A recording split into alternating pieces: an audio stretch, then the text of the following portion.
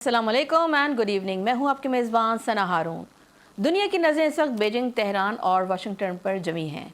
एक तरफ अमरीकी सदर डोनाल्ड ट्रंप चीन के दौरे पर हैं और एक तारीखी दौरा करके वो वापस रवाना अमेरिका हो चुके हैं।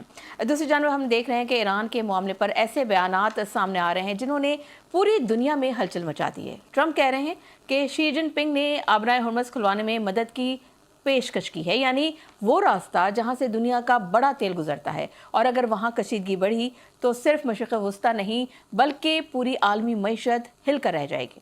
लेकिन सवाल यह है कि क्या चीन वाकई अमेरिका और ईरान के दरमियान बड़ा सालिस बनने जा रहा है?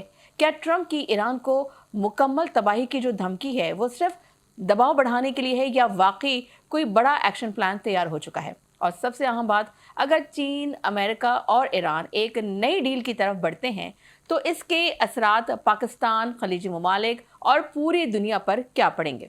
आज के प्रोग्राम में बात होगी ताकत, तिजारत, जंग, सिफारतकारी और उस नई आलमी सफबंदी की जो शायद आने वाले दिनों में दुनिया का नक्शा बदल दे। इसी हवाले से बात करेंगे। हमें ज्वाइन किया है